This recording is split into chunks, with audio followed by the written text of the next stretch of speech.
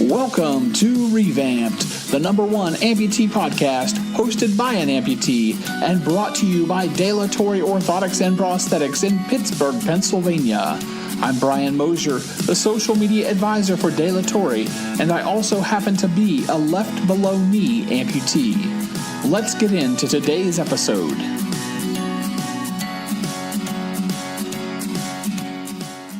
How's it going, everyone? My guest today is a veteran of the United States Army. He's also a bilateral above-knee amputee due to combat injuries he sustained defending our nation in Operation Iraqi Freedom. He is the Raging Panda, Nick Koulchar. Nick, welcome to revAMPd. Thank you. I appreciate the invite. Sure. And first and foremost, let me just thank you for your service to our nation. It's very much appreciated. And I appreciate the support, so thank you. So after you're injured in Iraq, what was your recovery time period like? In the beginning, there were no set timelines. On top of the physical trauma that I was dealing with, I had really bad infections from all the nastiness in the soil over in that part of the world. So the injuries themselves, the physical injuries themselves, weren't necessarily what was giving me issue. It was my body and my immune system trying to fight off all the other nasty stuff that was inside me trying to kill me. So the immediate recovery, it was always kind of just a wait and see. I had a lot of issues in the beginning with dying, actually. So they kept having to up my dosages. And the funny thing about the stuff that kills this bacteria is that it also kills you at the same time. So it was a real fine line that my doctors were trying to walk, trying to figure out how they could give me the most dosage possible without actually killing me, but killing the bacteria and the infection that was inside of me. Wow. So once that gets to a point where it's under control and you're able to begin physical therapy, as you adapt to your new normal, what did you find was one of your biggest challenges? Patience. Okay. I know that. Yeah, I know that sounds kind of ridiculous, but the best way that I described my particular situation, anyway, was that you live. It's like living your whole life, and then you're kind of reborn again, and you still have that memory of that whole life that you lived. So you know how things are supposed to work. You know how these processes are supposed to go. You know easy ways, and you just know the way to go about life. Having the patience to try to relearn how to do all of the most basic things in life, like personal hygiene, how to find independence, things like that.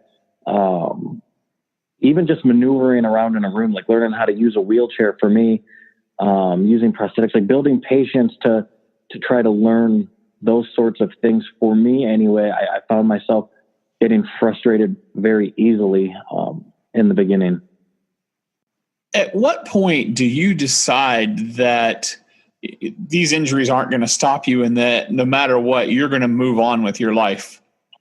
It took a little while, actually. In the beginning, I think a lot of the recovery was fueled by spite, I guess is the best way to put it. These people, these groups or these people tried to kill me. They tried to take my life. And, I'm going to keep breathing to kind of spite them. And then it was spite in the beginning for sure. And it definitely turned into now what can I do? I'm going to keep living my life. And what can I do to show these people that they're not going, that they did their best. They did everything that they could to try to take my life and to try to stop me and to try to break me.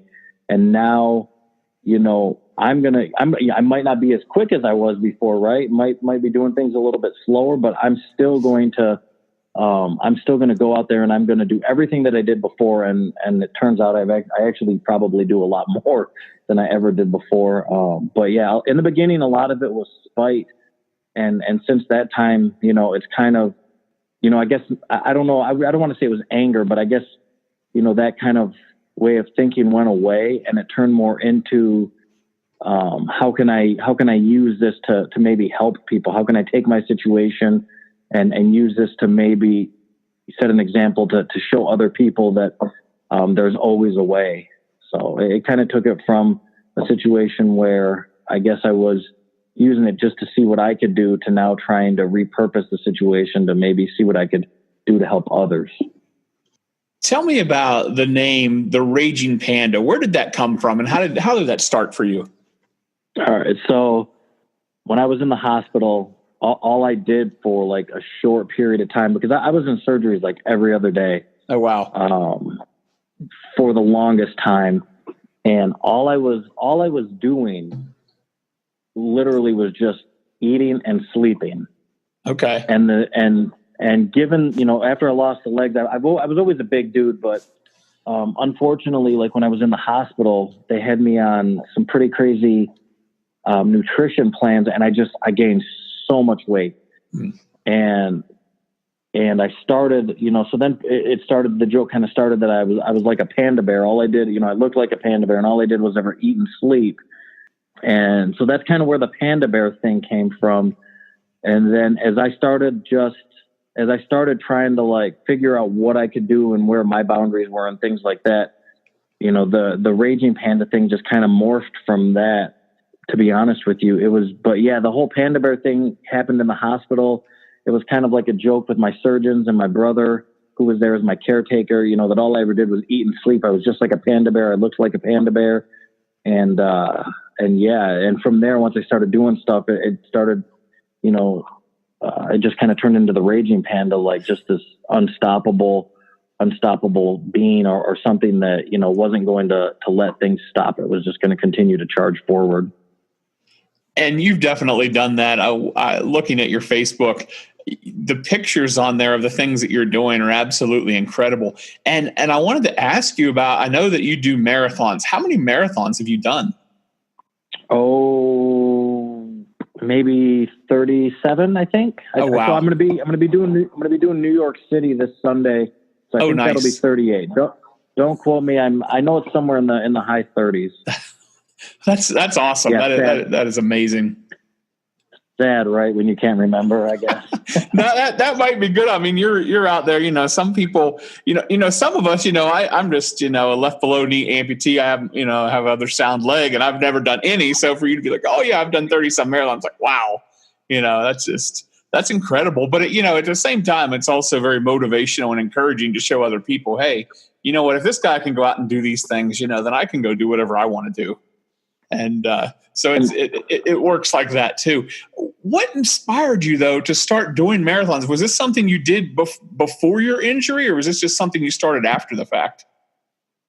It was something I started after the fact. So I've always been a bigger guy, and I was kind of lucky, I guess, a little bit when I was in the military. I was blessed with the ability to kind of run longer distances. So I didn't have problems with PT tests and like ruck marches and stuff like that. But was never a long distance runner, never considered myself a runner. Growing up, doing the football wrestling thing, I did a lot of powerlifting and did that stuff. So I was always more of like a brute than any sort of long distance person. How it started was during recovery, there's a group called Achilles International. They're based out of New York. A couple representatives from that organization would come down usually once a month, and they would come to the clinic where Walter Reed kind of corralled all of their amputees and would say, hey, would anybody like to try a hand cycle? And, it was a way of getting people outside and kind of giving them a little bit of independence again. It was this means to give them a little bit of freedom that maybe they had lost. And I must have told these two young ladies, at the time, the one was the director of the Freedom Team, the other one was the director of the kids program, and now the director of the Freedom Team, she went into having a family, and the woman who was in charge of the kids program, she's now the director of the Freedom Team. The Freedom Team is the group that's made up of the veteran portion of the nonprofit. Okay. And I must have told these young ladies no so many times, I think almost for the better part of a year, and told them didn't want anything to do with it. And so one time they talked me into going up to New York for, it's kind of like their annual event, the way that they kind of introduce people to, getting outside in some way, shape or form, in the hopes of of helping them build up to possibly do a marathon. It's called their Hope and Possibilities. It's usually like the third weekend in June. It takes place in Central Park in New York City. And they, for the most part, had Central Park closed down for this event. Wow. 5 out of the 6 mile loop that you can do in Central Park is closed down for this event. And I mean, it's no small event. They've managed to, this organization has been doing good things for a long time. And they've managed to build such credibility that, you know, the likes of Prince Harry comes over, you know, like when I was there back in 2010, like Prince Harry was there and I got to meet him, and Jon Stewart, and people like this come out and to run alongside or to walk alongside these adaptive individuals that are out there trying to see what they can do. So I was like, they were like, come on up. It's a great weekend. You know, they really treat you good. And so I went up to New York and went and did this 5 mile loop on a hand cycle, and was like, this is pretty cool. I totally want to do a marathon. What do I have to do? And they said, you know, well, you need a hand cycle. They let me borrow one of theirs that they have and take it back with me to train on. And I told them that I wanted to do the Detroit Marathon. I'm from Michigan. That was kind of my home state. That was my home marathon. So I wanted to do that one. At that time, they didn't have a lot of sponsorship. So I was kind of on my own. They paid for me to do the race, but as far as anybody else from the team being there, it was just me. Showed up to the race, barely made the start with my brother and my cousin. They like got me in the chute and did the race, and it was horrible. I was hurting for days. Oh, wow. But you know, it was one of those things. It's like, I never want to do this again. And then I found myself signing up for the Palm Beach Marathon with Achilles, you know, only 2 months later down in Palm Beach. So I did another marathon 2 months later down in Palm Beach and felt much better afterwards. And then, I don't know, for probably at least 6 to 10 more marathons after that, I kept asking myself, why do I do this? Like that first mile or two when you get started, like, man, why do I keep doing this? And it's kind of funny, because somebody brought that up like a week or two ago when I was doing a race. And I was like, you know, I haven't thought that way. And I can't even remember how long. It's just weird. It's almost like another day at the office now. I've just become so acclimated to it. But that's how the marathon thing started. This amazing group with Achilles. I still race with them today. You know, they're fantastic. They do hand cycles. If that's not your thing, push rim. If that's not your thing, if running's your thing, you know, they can get you linked up with running. We have tons of amputees that will do, you know, even like the half marathons and stuff like that with them. But it's awesome. They're a fantastic group. They've been probably one of the biggest influences in getting me back in active since my injury. Wow, fantastic. So I know that in addition to marathons that you're also involved in CrossFit. How did that begin for you? So I had never heard of CrossFit. This was, I think, 2013. Never heard of CrossFit. Another gentleman that I was at Walter Reed with, he's a single above knee amputee, almost a hip dysartic. He moved back to Michigan, and he opened up a CrossFit box like a couple of miles away from where I was living at the time. And I didn't know anything about it. He said, come on out, check it out. And he wanted to start working with me to try to help develop like adaptive programming. So I reluctantly checked it out and started doing this CrossFit with him. And it was a rough go at first. I was wildly out of shape. Like I say, you know, at the hospital, they had put me on a ridiculous amount of calories, and I had ballooned up. I mean, gained over like 100 pounds at the hospital. And this was kind of my start. So it was a rough start with CrossFit. I was just kind of learning it. I had a powerlifting background, so I had a little bit of knowledge. But the most frustrating part was trying to figure out how to adapt the movement so that I could get the most out of it. But I stuck with it. Don't get me wrong. There were definitely, you know, injuries here and there, probably me pushing myself a little bit too much or trying to do too much. But oddly enough, out of those injuries, I actually came back stronger than I was beforehand, because I took the time to really like work my way from the bottom up. But yeah, I've stuck with CrossFit, you know, since I think it was 2013. Became a level 1 certified coach last year. I've been coaching for the last year at my local box and helping other individuals. And I love it. I think it's fantastic. You know, CrossFit always says that, this is functional fitness. They teach you how to use your body in ways so that you can actually apply it to your everyday life. And I laugh a little bit because most able-bodied people, unless they're doing some sort of physical manual labor type of work or job, I don't necessarily see where they're not applying a lot of this stuff to their everyday life. But I kind of laugh a little bit because that statement rings very true for me. Like I have to do a dip to get into my car, and I have to do all these other transfers and things like that. And it's kind of funny because, for me, it rings true. CrossFit, and CrossFit's really what gave me the ability to do a lot of the stuff that I do now, learning how to move my body weight, building that strength up, things like that. So it's been a fantastic, that for me has been one of the most fantastic types of working out and strength building and endurance building that I've found since being injured. You had mentioned that when you're in the hospital that they had you on a ridiculous amount of calories and that you had gained weight. And I know from reading your website that you have been on a weight loss journey. How has that transformation been going for you? I think with it, it has its highs and it has its lows, right?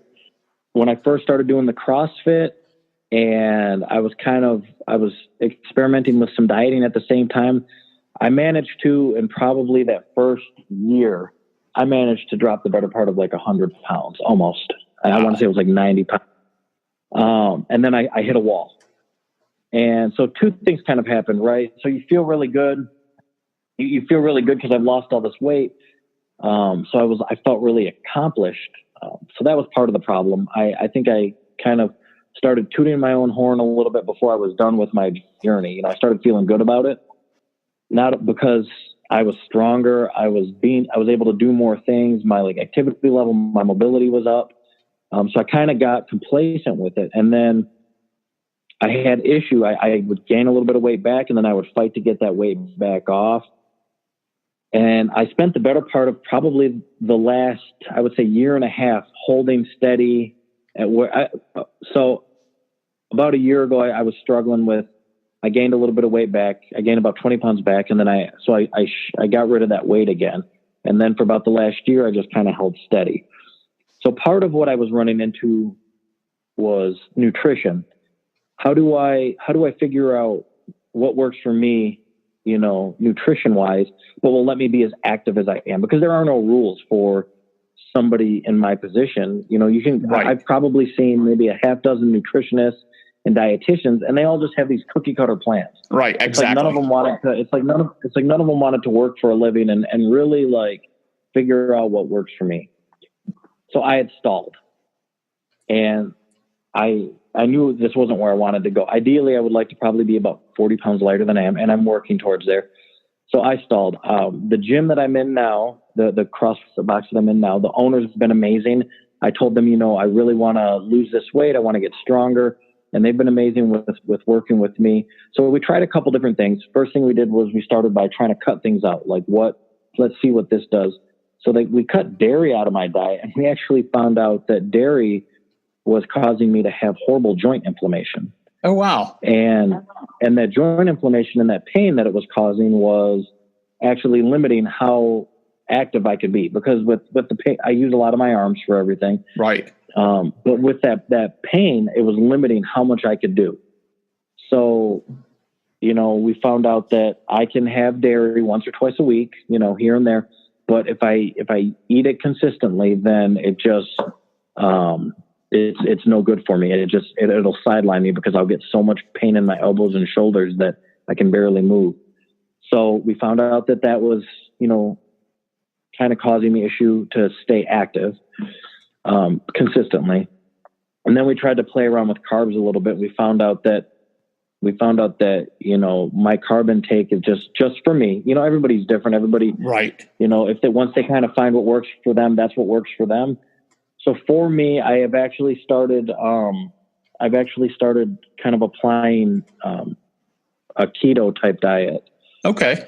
Which is strict carb intake. It's a strict on the protein intake.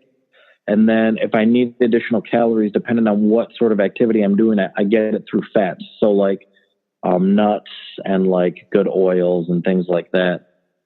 And that actually has kind of re-sparked me heading back down. So since I've been on that here recently, and I just found this recently. So like I said, I've been stalled out for like a year, and it gets frustrating, but I knew with some of the events that I had coming up, I had to do something, and keto seemed like it was going to be super strict and daunting, and it was scary at first.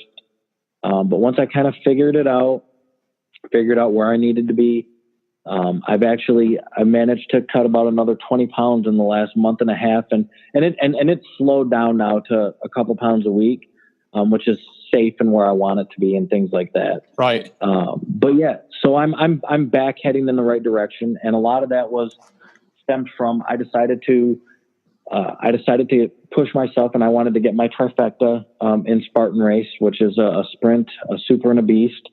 And I knew that in order for me to get through like the super and the beast, I was going to need to be lighter, and I was going to need to be just as strong. So I just kind of took like a leap of faith on this diet to see if it would work. And it's been working for me. I haven't been hungry. It's been fantastic. Like I say, some people it's great, some people it's not. But yeah, for me, this has kind of been, it has re-inspired me to kind of rededicate myself to what I've been doing. So I'm looking forward to seeing if I can finally shed that last 30 or 40 pounds that I've been just stuck at for like the last year or so. And it definitely sounds like you've invested the time to understand what works for you, because so many times, especially I have to laugh because especially, on Facebook and stuff like that in groups, people are like, oh, you need to do this or you need to do that. And, I'm always like, you really need to find out what works best for you as an individual, because, the plan that my doctor put me on to lose weight probably isn't going to work for the next person, but it might not. And so, so it's kind of that figuring out what works for you and then doing it. Yeah, I absolutely, I would agree with that, because I joke around and say this has been like me. It's been like 9 years of me trying to figure out a diet that works. I joke around with that, saying it's like the 9-year diet plan. Because since I've been injured, it's been a lot of me trying to figure it out. Right. And you're absolutely right. What works for me isn't going to work for the next guy or girl.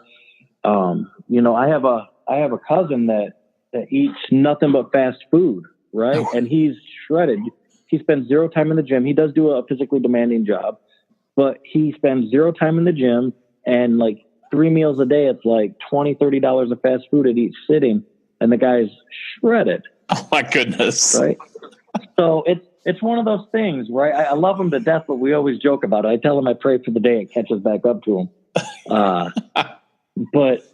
But you know what I'm saying? Everybody's different. Why is it that, he can metabolize all of this processed food like it's nobody's business? He tried to eat healthy for like a brief period of time, and he started gaining weight. Like it's ridiculous. So everybody's different.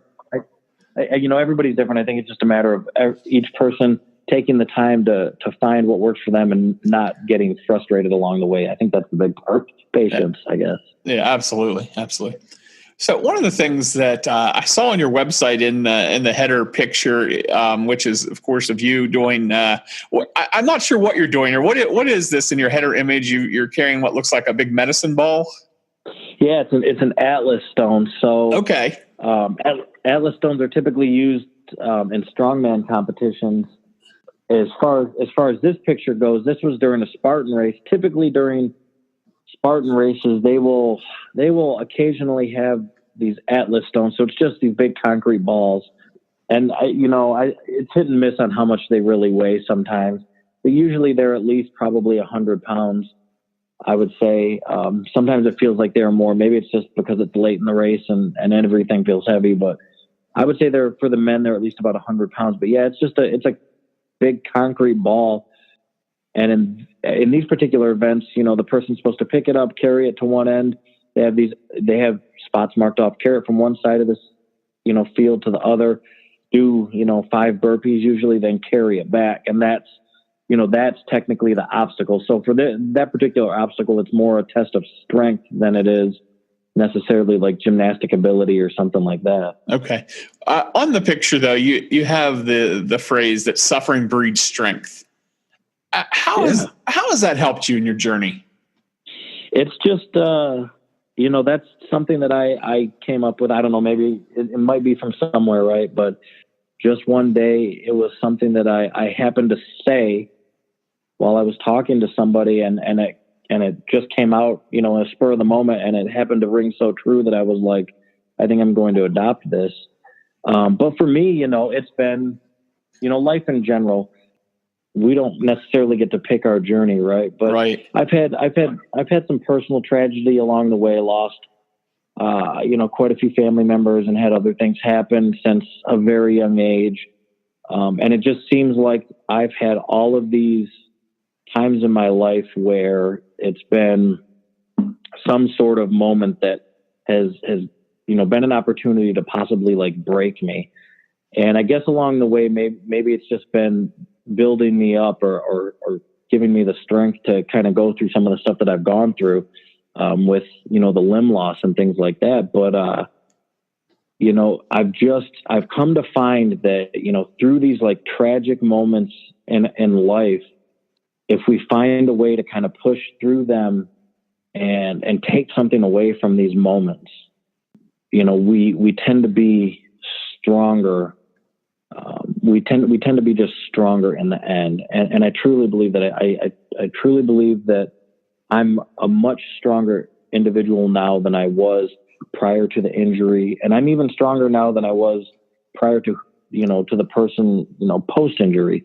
I think that, as we just go through life and we have these experiences, we have we're presented with those moments where we can, make it like a woe is me moment, and we can let it break us. Or we can, let those, learn from those moments, take something from them. Right. I think we're presented within all of these tragic moments, I think we're presented an opportunity to kind of take something from it, that we can, carry with us a little bit to make us stronger. So that's kind of where that comes from. And I truly believe that, and it's horrible, right? Nobody wants to go through these things. Nobody necessarily asks for this stuff, but I think that it's a way of growing. It's not something that can be taught. It's not something that, you can go somewhere and learn. It's just something that you have to kind of endure on your own and help. I think it helps you also figure out who you are as a person. I guess that's the best way that I can kind of describe it. No, absolutely. Absolutely. I agree. I've never said it, just in a little 3-word phrase like that, but I've always told people, that my suffering has made me a stronger person. And so that's a nice little packaged way to say, basically the same thing. But when I saw that, I was like, that's absolutely true. I agree. I agree with that 100%. Because when I was a child, my grandmother was an amputee, and my dad, I'd always hear my dad say, he said, I don't know how you do it. He said, I would go nuts.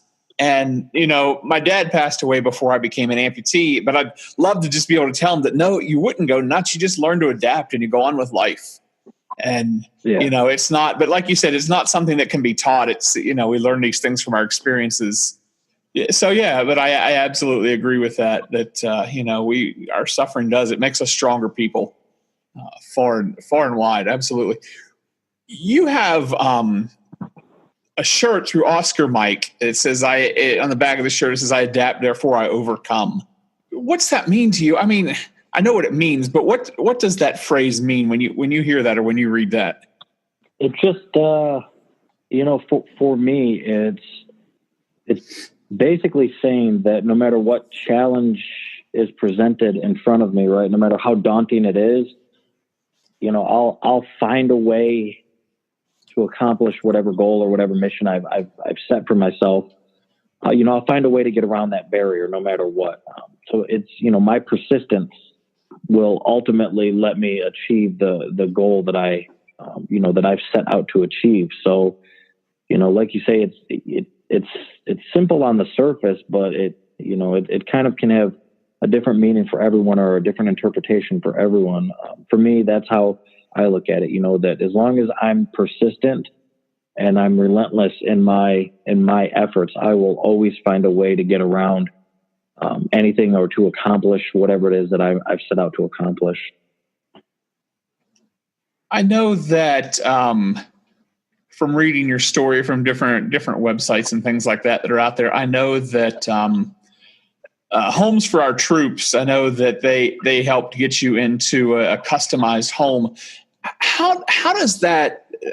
Maybe this is a little direct and a little broad, but one, how does these special homes, how do they help veterans, and then how specifically has your home helped you to be able to function better? So, the homes are barrier free. And for those that don't know, it basically means that they have like zero threshold. So there's no steps to get in. There's plenty of room to move around in a wheelchair, things like that. So for me, we had a son a little over a year ago. I can do everything that I need to do.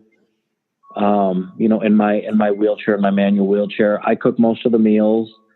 Things like that. It allows me to participate in my life and in the household.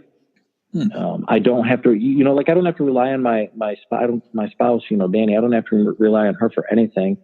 I can take care of my own hygiene. Going to the bathroom. I can do everything that I need to do, make my own meals.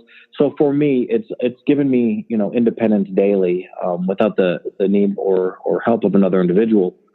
So in that aspect, it's fantastic because it's not something that I have to think about. Right. I travel a lot. I travel a lot for a lot of different things, and it's always, are there steps? Are there doorways? Are there doorways wide enough? Can I get into the bathroom? Once I'm in the bathroom, can I get around? And I mean, when I travel, I find ways of doing things. It's not that I can't do any of this stuff. Right. It's just how convenient will it be? Like when I go places, if I know that if I'm staying somewhere and I know that I can't get into the bathroom to do, to just brush my teeth or do something like that, then it's like, okay, so if I can't even get in through the doorway to do that, I'm probably going to wait to actually use the toilet and brush my teeth and do anything else that I have to do all at one time. Because it might be a tricky process getting in there. I might, it's just little things like that. So I don't have to think about how I'm going to do the basics in life with this home as, say, I do if I'm on the road or staying in somebody else's house, things like that. It's just those little things like that don't even have to worry about. And, individual, as far as these homes go, I consider myself to be highly independent. Sure. But there are other individuals that don't necessarily have the level of independence that I do.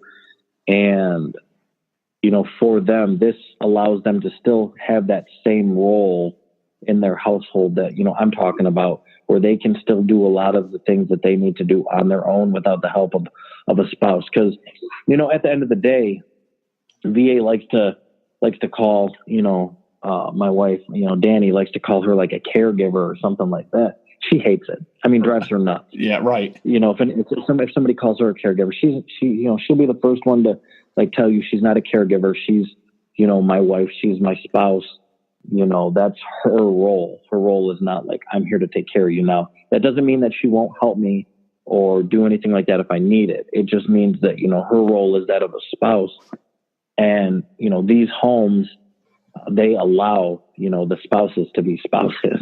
Right. Because they give the veteran that daily freedom that they need to be able to have that level of independence. So, and I think that's important, right? If a relationship turns into a caretaker, where the spouse is in a caretaker role, I think it can, I think it can really have other residual effects on a relationship. So, and there's enough going on with those of us that have fairly severe injuries. There's enough other things going on that we don't need, additional stressors on the relationship. Oh, absolutely. Right? Yeah, you're absolutely right. So, one of the things you mentioned that I know is that last year you became a father, and what are some of the lessons and goals that you hope to teach your son about interacting with people, who have differences and who are different than they are as he goes through life? I honestly don't think he will have an issue interacting with anybody that's that might be, different. And I use that term very loosely, Right. Because, what's his normal going to be? His normal is, his normal growing up right now is, his father doesn't have legs. So he sees me in wheelchairs and use prosthetics and things like that. But we go to these events and people have all sorts of different injuries. I remember we were in Disney doing an event back in January, and that was the first time that he really noticed one of the other guys on the team that was paralyzed, that had legs, that was in a wheelchair, and he kept looking at him and looking at me. Like, we're both in wheelchairs, but wow. this guy has legs.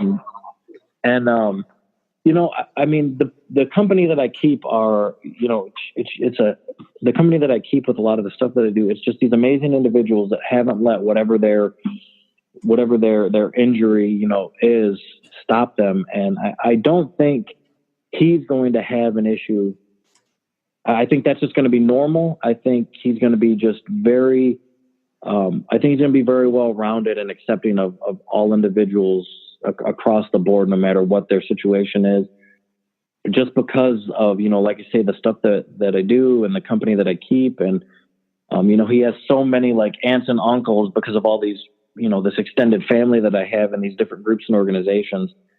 I just don't see that ever being an issue. I think I'm curious to see how it is as he gets older and he's in school and he's like, I don't know, my daddy has robot legs or whatever the case may be like that. I don't know. I'm curious to see how that plays out and how he learns to tolerate maybe other people's opinions of me. That's stuff that I think about, how other kids will perceive, me or my situation and how they may treat him because of it. I think about that a little bit because it is funny. You talk about children and growing up. And I'm sure maybe you've experienced this where kids they have no filter and they'll point out what they see. Absolutely. And I've seen parents take this like fine teaching moment and get mortified and drag their kids off, drag their kids off and they're like, but he has no legs. And they're like pulling them by their arm. And I'm laughing because I was like, this was like a teaching moment that you could have taught your kids about how, everybody's different and taught them how to be like tolerant and things like that.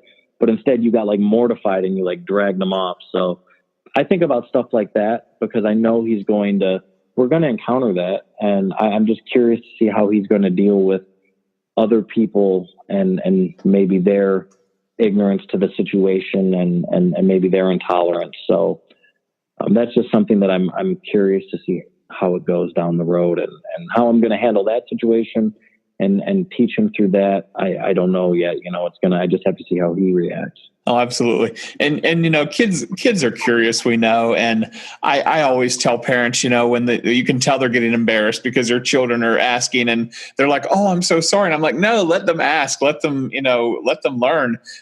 Most of the time though, you're right. It's the parent, they're dragging them off and they're embarrassed and mortified. And this past summer, my wife and I, we were at the zoo for her birthday and these two kids were kind of checking out my leg and I could hear them talking to each other. And one was like, you ask him. And the other's like, no, you ask him. And so I just walked up to them and I said, hey, would you guys like to know about my leg? And they're like, well, yeah.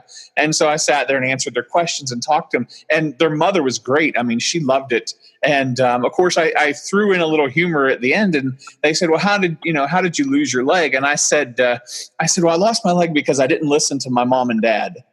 And their mother just absolutely loved it. She said, that is the best response ever. And so, but it was nice because, finally had a parent willing to let their kids ask questions and learn something. It's moments like that I really enjoy.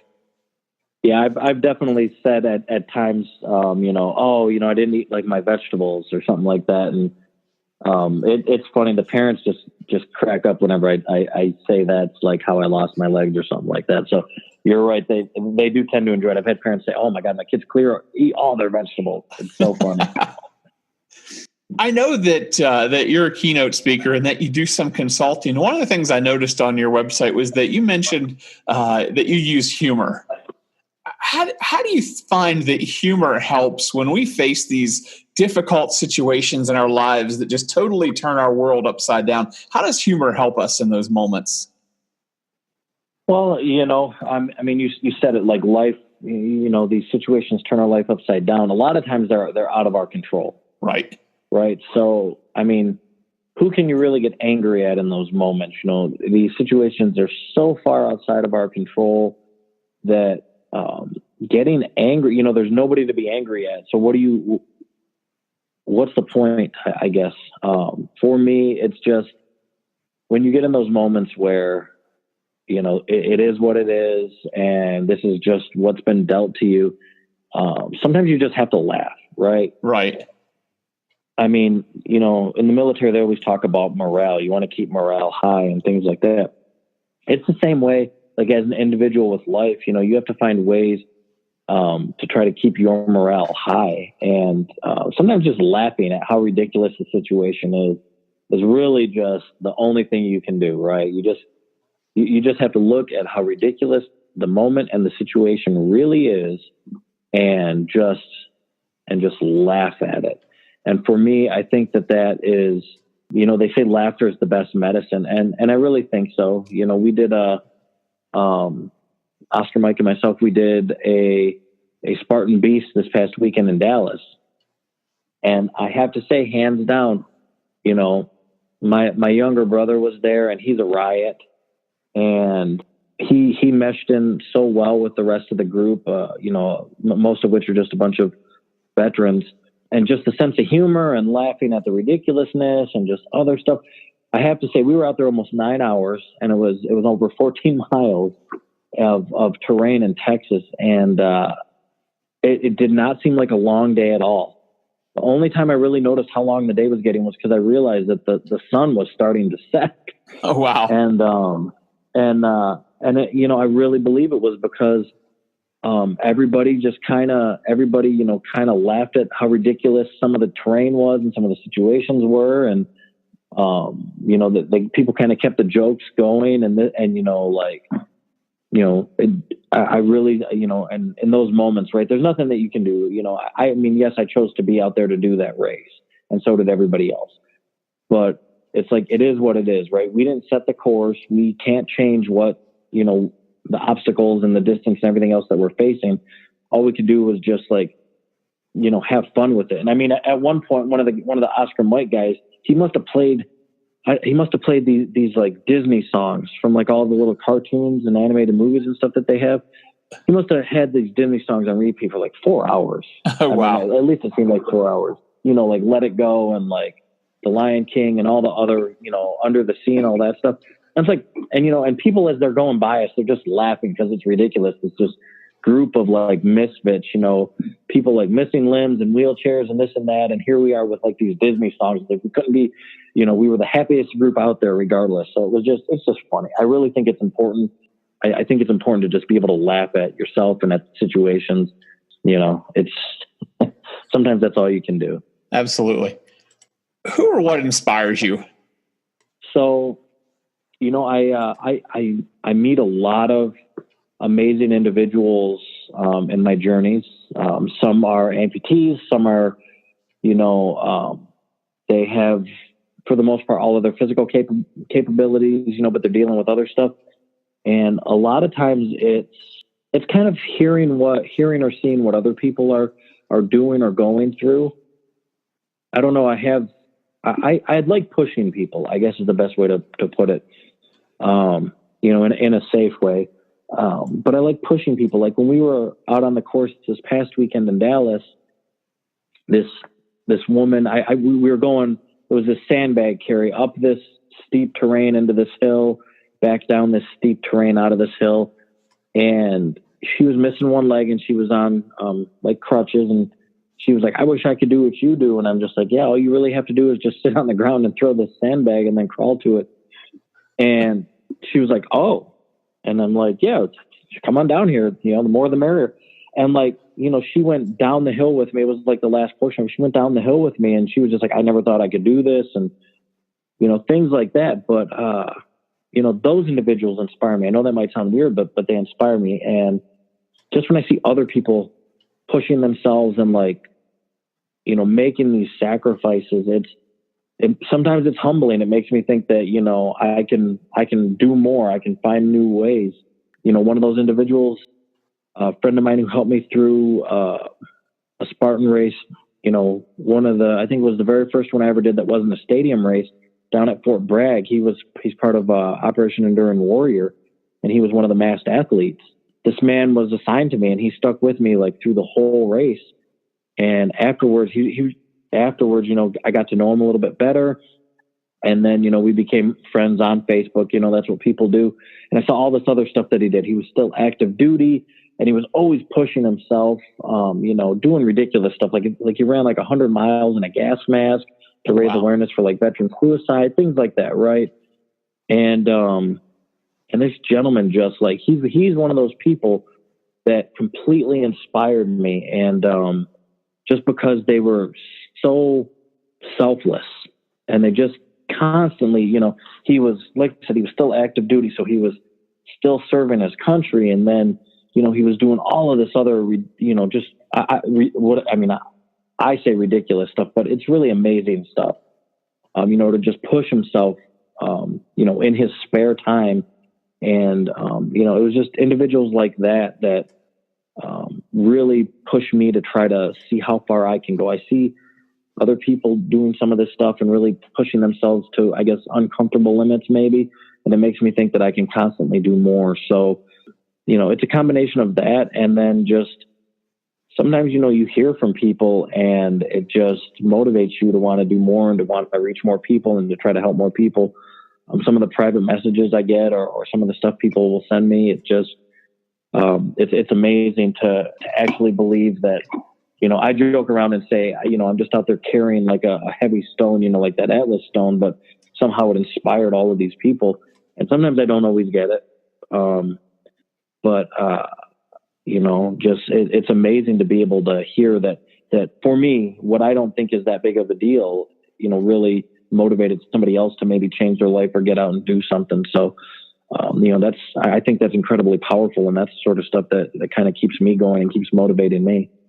We see amputees who, and some that, that I talk to every day, some that I work with, but we see these amputees who are struggling either physically or mentally and emotionally, and they think that maybe their life is over or that life is never going to be, quote unquote, normal again. And they're just really struggling to find their new normal. What kind of advice or encouragement would you give other amputees who are in that position? So, I absolutely think that they have to get their own personal situation squared away first and foremost. If they don't have, if their home environment isn't good or isn't what it should be, things like that.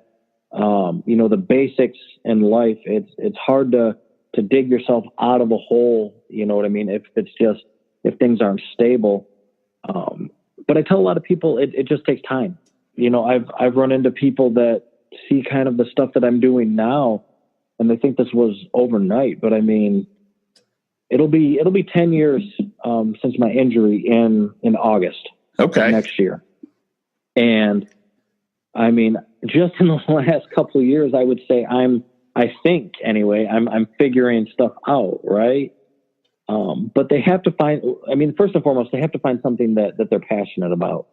That motivates them. Because a lot of times people will tell you that, especially when you're transitioning out of service medically, they'll, oh, you've served your country. Good job. You can go home. You're retired, you're medically retired, whatever. And you're good to go. You can enjoy life. And sometimes that in itself is a trap, right? You have all this free time on your hands because you've listened to these people tell you that, you've served your country. You're good to go. Or you've done whatever, and now you're at home, and and you're good. And the world, will tell you that you are disabled, right? Everywhere from like where you go to park to everything, they'll tell you that you are handicapped and you're disabled. Those words just drive me nuts because I think they have like negative connotation. They keep people down. Oh, you're disabled. I will always try to avoid that. I consider myself an adaptive individual, right? I'm going to adapt to whatever the situation calls for. I can adapt my life. I'll figure it out. And that's, my advice to those people are, you have to it's how you look at yourself. If you look at yourself as disabled or crippled or whatever, then that's how everybody else is going to see you. Right. And that's how, and people will put you in that corner, and they're more than happy to leave you there and write you off. So a lot of it starts with, your own personal perception of yourself and how you speak, the language that you use, right? Like I say, I hate using disabled or crippled or handicapped. I think that those, like you say, those words just keep people down. I'm an adaptive individual. I'm an adaptive human being. I'm an adaptive athlete. I think there are much better ways to describe yourself and who you are. And I think it starts at home. But my advice is that you have to find something that you're passionate about. A lot of times these like mental barriers that people are facing or that they're dealing with, a lot of it can stem from the fact that, you're probably not being very physically active to start. And there is always a way. That's like you say, we talked about CrossFit earlier. That's why I love CrossFit. And the reason why I love CrossFit is because it's infinitely modifiable to the oldest person, to the youngest person, to the person that, you have to modify and adapt things for, because of some sort of physical limitations versus, the highest end athlete. I can take the same workout and I can modify it for one of the most elite individuals in the world, and I can modify it for another adaptive athlete like myself, as well as like an elderly woman. And I love it because it allows people, because not only that, but it's structured and it's in a group setting. And I know people are always like, oh, CrossFit, drink the Kool-Aid, blah, blah, blah, blah, blah. It gets a lot of, like jokes and things like that. But I'll tell you what, for adaptive individuals, it gives you structure. There are other people there, you know what I mean, that'll help cheer you on and motivate you through these workouts. And like you say, the workouts themselves are like infinitely scalable. And I think that a lot of our mental health starts with, just that physical health. Nobody's saying you have to go out and lift 1 million pounds or do anything ridiculous. But I think finding some level of physical activity, I think will help that mental health aspect of it. And like I say, that might be as simple as like, doing things out in the yard, like gardening or picking up a hobby like woodworking, right? I mean, there's a physical aspect to that. You're moving around, you're doing stuff. It really comes down to whatever works for that individual. But I absolutely think that physical fitness for adaptive individuals, like ourselves, I think physical fitness plays a big role. And it doesn't have to be, consuming, right? Like I enjoy it. I found that that's what works for me. I tried several things before. I found physical fitness like hunting and fishing and other things. And I like that stuff, but that didn't kind of fill that void for me. And that didn't kind of alleviate some of that mental heaviness that I was carrying with me. And my wife sees it. If I don't get a workout in after 3 or 4 days, she's like, you're kind of being a dick. She's like, you need to go like work out or whatever. So for me, that's what I find helps. But I truly think that physical fitness on some level, if people can enroll that into their lifestyle, I think not only will it help them as an adaptive individual because it'll help give them mobility and strength, but I think that it will also help them, with whatever they may be dealing with between the ears. Because let's face it, you start doing some stuff, you're kind of burning off some of that nervous energy, things like that. If you're angry, you're maybe burning off some of that anger. So you're not taking it out on maybe your spouse or the other people in your life. And that stuff's important. Absolutely. So, for me, I think physical fitness has been huge for me. And I really think that as an adaptive individual, you have to, have some sort of physical fitness in your life, in some way, shape or form. I mean, let's face it, our bodies are different. They've changed. Our cardiovascular systems are different. Things are different. And if long term, I joke about this a lot, that the reason I try to work so hard now to get in as best shape as I can, because I tell people my golden years aren't going to be golden. There's no like retirement at 60 or 65. And then I can just go like cruise in a motorhome across country and travel and do stuff. And, it's Miller time. Like, no, like chances are whenever my health, hits that wall and starts to go downhill, it's going to suck. Right. So right. the more I do now, the better conditioned I am now, the longer I can stave that off, the longer I can be a spouse, the longer I can be a father, maybe even hopefully a grandfather, right? And I can be active and involved. And that's where a lot of this comes from, because the more I do now, the harder I work now, the better those later years start to look for me. I mean, we all see, look at like Arnold and Stallone and these guys that have been working out their whole life. Those guys are like 70 or, almost 80 or something like that. And look at the shape that these guys are in, right? Yeah, absolutely. And I mean, they've been working out their whole life. And I mean, look around. I'm sure your grandfather or parents or whatever, that are 60s, 70s don't look like that and are nowhere near as active as that. Just, look around at some of these athletes and some of these actors that are very big into the physical fitness and what they're doing into their 70s and like 80-year-old compared to maybe what you see in your family at 70 and 80. And I truly think that it's something that will help keep persons like us in a better position to enjoy life longer. So, absolutely. So today I've been talking with Nick Koulchar. For more information about Nick, visit www.andbeyondconsult.com and connect with him on Facebook at the Raging Panda Adaptive Athlete. Nick, thanks so much for taking time out of your day to join me on Revamped. It has been an absolute pleasure. No, absolutely. Like I say, once again, thank you for having me. It's been a lot of fun. You've been listening to Revamped, the #1 amputee podcast hosted by an amputee and brought to you by Dilatory Orthotics and Prosthetics in Pittsburgh, Pennsylvania. If you've enjoyed today's episode, leave us a review on iTunes or give us a like on Facebook. I'm Brian Mosier. I invite you to visit our website, www.revampedpodcast.com, and connect with us on Facebook at Revamped Podcast.